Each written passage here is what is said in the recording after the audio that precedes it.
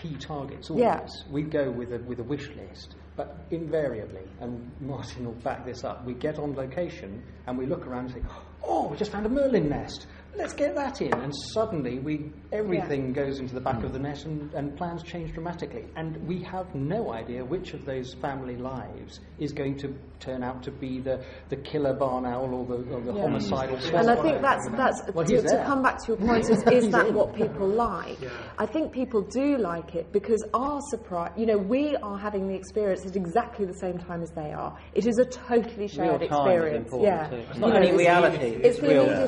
So we're all as surprised as each other, all of us and the audience too, are all shocked when suddenly a weasel comes up and, nicks a chick out of a nest. Because we haven't seen that for that reason either. Alone, it justifies the live element. I think that's why it's very exciting and genuine for all of us, and it's easy to get enthused because the animals are writing the script, so you don't know kind of what's going to happen, sort of let alone plan any kind of response, and that's very exciting. But I think also we have been, over the years, felt able to deal with more and more challenging things. Because I think, years back in generally in wildlife program making, you'd be really sensitive because you think, gosh, people won't like that if it's a lion kill, it's too gory. But I think we have started to, when the owl ate its sibling, and we're dealing with more and more challenging subjects. Things that would be deemed unpleasant. Yes, I do. Yeah. But I think we've stepped tentatively forward into that. But the audience, I think, have come with us and said, "Okay, we'll accept that. We'll come." I think it is this idea of what we're showing is real. And it's not dictated by us or directed by us. It's just happening. And, nature isn't all just sort of fluffy and sweet. There's a hard side. It's survival in the end. And survival comes down to sometimes having to kill something else to eat it, or, sacrifice a chick or whatever it might be. There is a side there. And I think, actually, I don't know whether it's the right thing to say, but I think it shows respect for the audience that we do feel able to show them that stuff, that we don't need to wrap them in cotton wool, They're able to trust us. If you get a half-hour wildlife program where you see something born and then it matures and then it mates and then it dies, it's edited, and to be quite frankly, they may not even know it's the same individual. Whereas when they're watching with us, they know full well that they're getting the unedited, total, real-time story, and in a way it prepares people for the fact that when you go out, Gordon will have a tasty set of badges on this occasion, but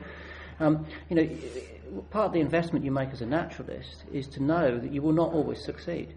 You will go out, and failure is a part of your success. And I know it's a cheesy thing to say that you go out 8 times, you don't see it, when you finally do, it's worth more to you. But in fact, it's true, and it's a trade, a part of the trade that you have to learn very early on. So if people see that in real time, I think that, particularly young viewers perhaps, they'll get a better grasp of the reality of what it's like. You're trying to justify me not seeing a poll. Digging you out. I'm thinking. And also, don't edit all of last year's highlights into one little packet. Here's something that we did last year. You're saying it's almost life lessons, aren't it? It's a bit like fairy tale. But these are the sorts of things that really make a difference. So, no, I haven't got a lot of sympathy for hiding the truth from people. And, at the age of X, I was dissecting squirrels, and my dad was sharpening my penknife. And it's been the same for my little girl. And you might think that's freakish, but, I was boiling badger heads. Yeah, exactly.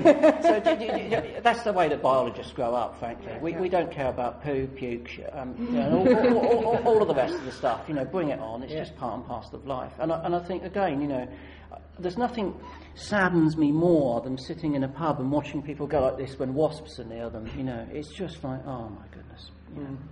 Relax. Just cool. They can't sting if you don't move. It's that simple. Their little neurons will not instigate the trigger to sting.